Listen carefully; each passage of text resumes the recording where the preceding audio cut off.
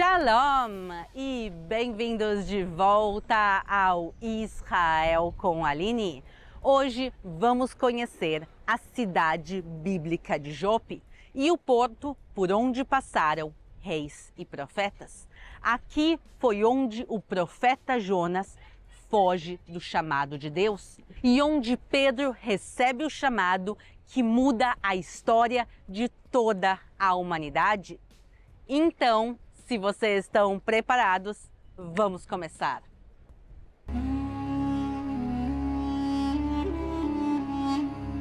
O Porto de Jaffa é um dos mais antigos do mundo, com mais de 4.000 anos de história, e nele se passaram muitas histórias bíblicas. Em hebraico, ele é conhecido como o Porto de Yafo. Em português, a gente chama ele de Jaffa ou Jope.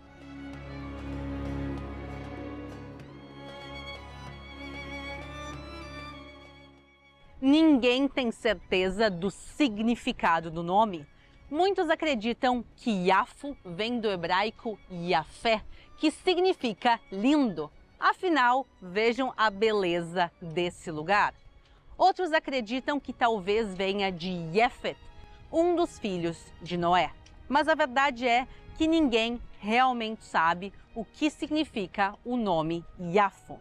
A cidade e o porto foram construídos justamente aqui por causa da sua localização estratégica. Aqui existe uma baía natural que é boa para o porto e a colina ela dá uma vantagem estratégica militar. E nós estamos também na Via Maris, uma das rotas de comércio mais importantes do mundo antigo, que ligava o Egito à Mesopotâmia. O porto foi construído pelos cananeus, depois passa a ser controlado pelos filisteus, até que finalmente o rei Salomão conquista o lugar. E ele passa a ser o porto mais importante de toda Israel, tanto para passageiros como para mercadorias. A própria Bíblia nos conta que por aqui foram trazidos os materiais para a construção do Templo de Salomão.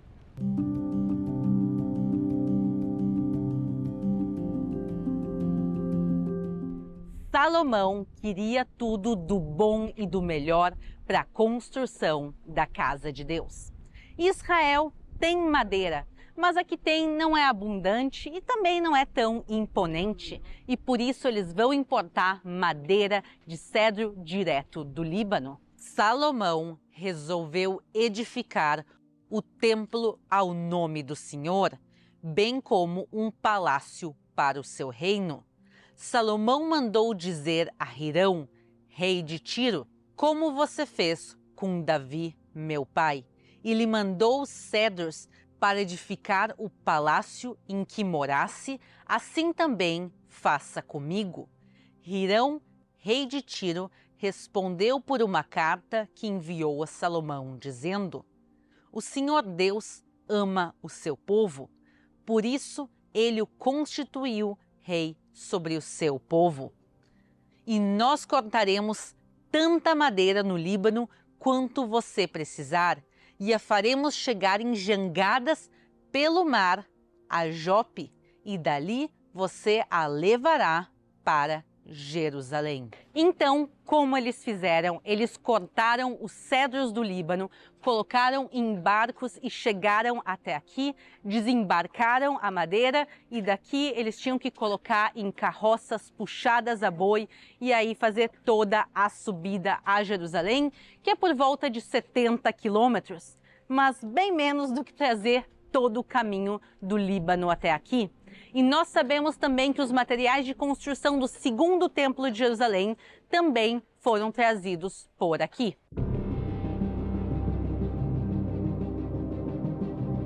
Mas não todos os materiais para o templo vieram do Líbano. Nós sabemos que na época de Jesus, no segundo templo de Jerusalém, tinham 7 grandes portões. Um desses portões se chamava o Portão de Nicanor. Nicanor era um judeu de Alexandria, no Egito, e ele ordena a construção de 2 grandes portas, belíssimas, feitas de bronze puro. E ele agora quer entregar pessoalmente essas portas em Jerusalém. Então ele e as portas sobem num barco e fazem uma viagem longuíssima pelo mar Mediterrâneo até chegar aqui. Mas no meio do caminho começa uma grande tempestade. E agora os marinheiros precisam diminuir o peso do barco e pegam uma das portas e lançam no mar. Mas a tempestade continua e o barco está quase afundando. E eles decidem atirar a segunda porta ao mar. Mas então Nicanor vai e se agarra a essa porta e diz: se vocês jogarem ela ao mar, eu vou junto. E naquele mesmo momento, a tempestade se acalma. E eles conseguem terminar a travessia e chegar aqui em Jaffa. E Nicanor feliz que pelo menos uma das portas chegou, mas triste porque faltava outra. E quando eles chegam aqui, ele pensa o que ele vai fazer. De repente, ele olha para o mar e o que ele vê? Ele vê saindo de dentro das águas a outra porta, que de alguma maneira milagrosa acompanhou eles durante toda a viagem. Essa história está registrada na Mishnah. E então Nicanor, com muita alegria, pôde levar as suas duas portas ao Templo de Jerusalém e por isso os portões de Nicanor ficaram tão famosos. E uma coisa que ainda comprova a veracidade da história de Nicanor é que em 1902, em escavações arqueológicas em Jerusalém, se encontrou nada mais, nada menos que o túmulo de Nicanor, que falava o nome dele, que ele vinha de Alexandria e que ele fez as portas do templo. E o ossuário dele existe até os dias de hoje no British Museum, em Londres.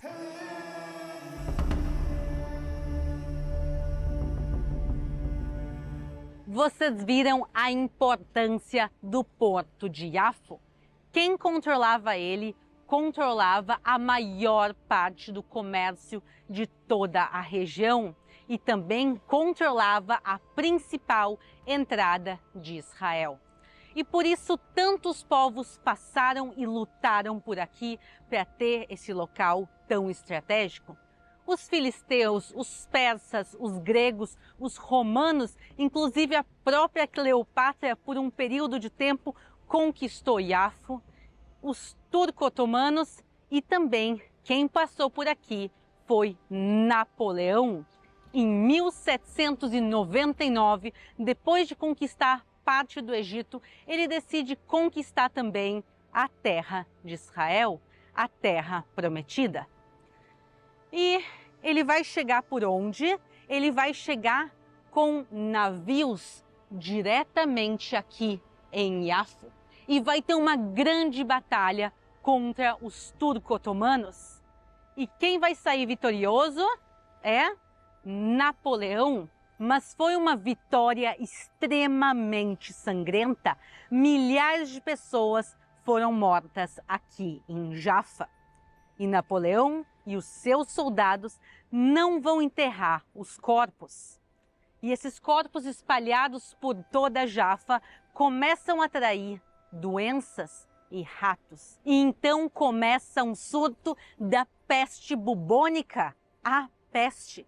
E muitos dos soldados de Napoleão vão ficar doentes. E eles foram trazidos até este local, até o monastério armênio de São Nicolas.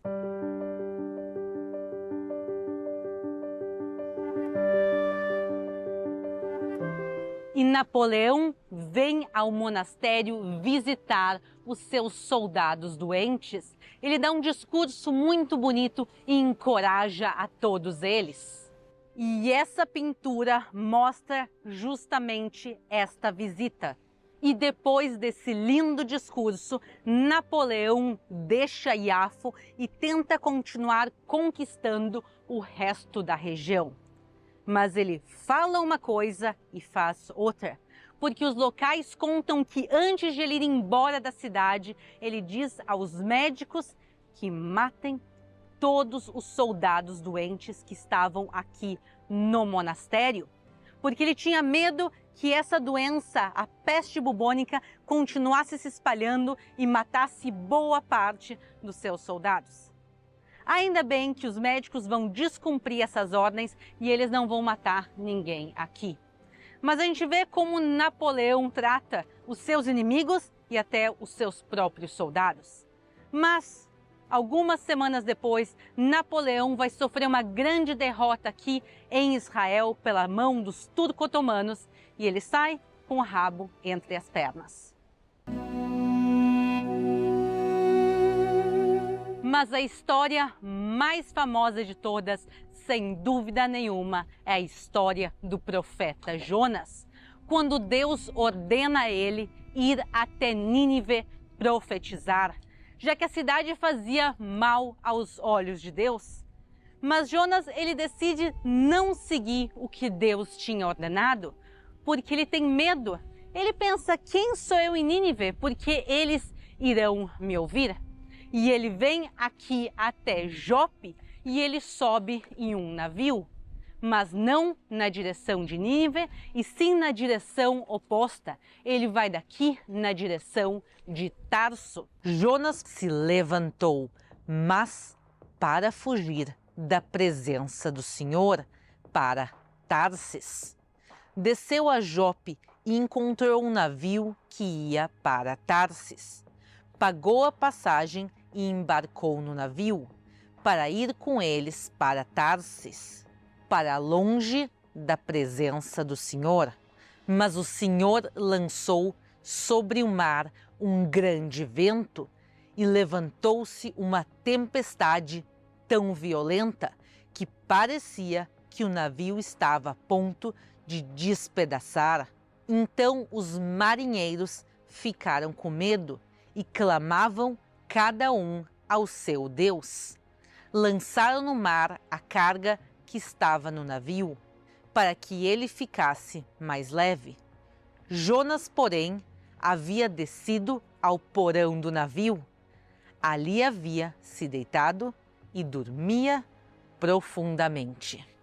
Vejam que Jonas não só foge da face de Deus, tentando ir na direção oposta, quando ele vê aquela tempestade que claramente foi enviada por causa dele, ele tenta ignorar a ponto de ir dormir.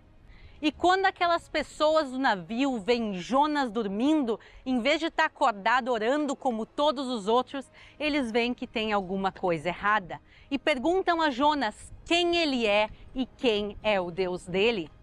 E Jonas vai admitir que ele era hebreu e que ele adorava o Deus de Israel e que toda aquela grande tempestade era por causa dele. E então as pessoas do navio decidem que é melhor Jonas ser jogado ao mar do que todos eles afundarem juntos. E Jonas vai ser jogado do navio e no mesmo momento a tempestade se acalma. E então todas aquelas pessoas veem quem é o verdadeiro Deus e todos eles vão se converter. Vejam que interessante, Jonas, mesmo sem querer, acaba convertendo todas as pessoas daquele navio. Em seguida, os marinheiros pegaram Jonas e o lançaram no mar, e a fúria do mar se acalmou. Então, esses homens temeram muito o Senhor, ofereceram sacrifício ao Senhor e fizeram votos. E depois de jogado ao mar, Jonas vai ser engolido por uma grande baleia? Não exatamente. Agora nós vamos entrar para dentro de Iafo e entender mais do chamado de Deus a Jonas.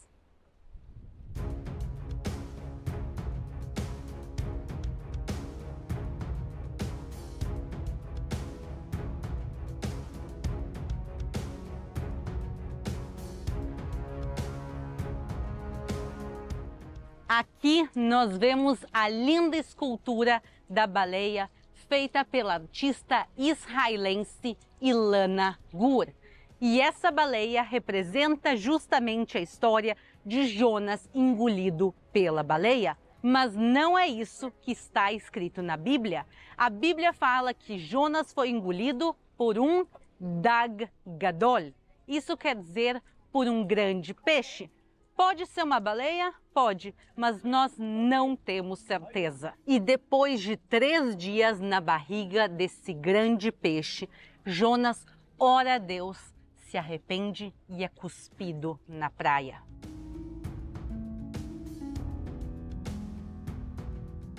Deus dá uma segunda chance a Jonas e dessa vez ele realmente vai a Nínive. Ele se afasta do seu povo, vai aos gentios. Mas dessa maneira a cidade se converte e ele salva toda aquela população e cumpre o seu destino.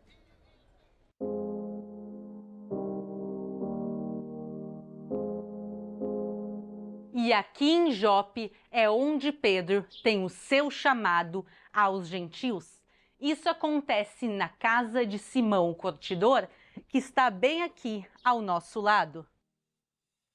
No dia seguinte, enquanto eles viajavam e já estavam perto da cidade de Jope, Pedro subiu ao terraço por volta do meio-dia a fim de orar. Estando com fome, quis comer. Enquanto lhe preparavam a comida, sobreveio-lhe um êxtase. Viu o céu aberto e um objeto como se fosse um grande lençol que descia do céu e era baixado à terra pelas 4 pontas, contendo todo tipo de quadrúpedes, répteis da terra e aves do céu. E ouvindo-se uma voz que se dirigia a ele: "Levanta-te, Pedro, mate e coma." Mas Pedro respondeu: "De modo nenhum, Senhor, porque nunca comi nada que fosse impuro ou imundo."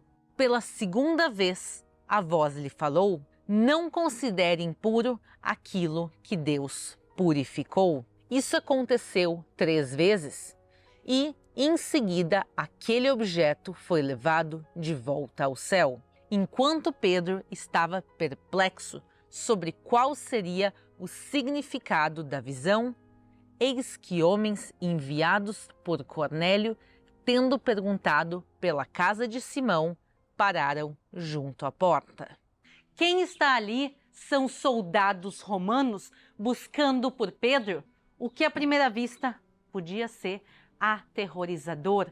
Pensem que pouco tempo antes, Jesus foi preso e crucificado por soldados romanos. E estes soldados chamam Pedro a ir a Cesareia, a grande cidade dos gentios, a capital romana de toda a Judéia, onde tinha um templo dedicado a Roma e ao César, templos pagãos, estátuas e onde se comia todo tipo de criaturas, diferente das leis do povo de Israel que Pedro também cumpria. E o que Pedro vai fazer com o chamado dele de ir aos gentios? Alguns séculos antes, Jonas recebe o chamado e foge da face de Deus. Mas Pedro vai fazer o que é ordenado. Ele deixa a cidade de Jope e ele vai a Cesareia.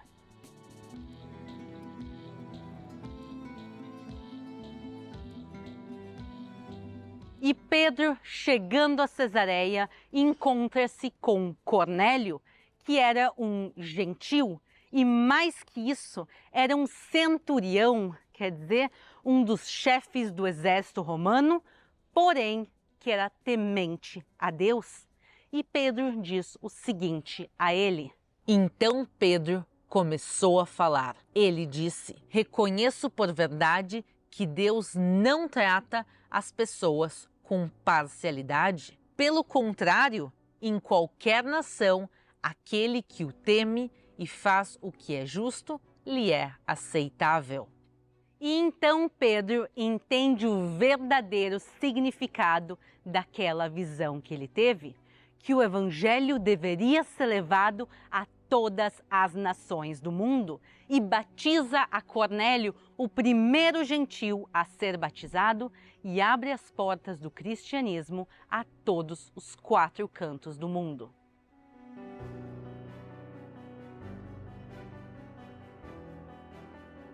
Jope é a porta de entrada para a terra de Israel, milhões de peregrinos chegaram por aqui ao longo da história para conhecer o local onde tudo começou, já que daqui o evangelho sai aos 4 cantos do mundo, os 4 cantos do mundo voltam para conhecer aqui as suas raízes.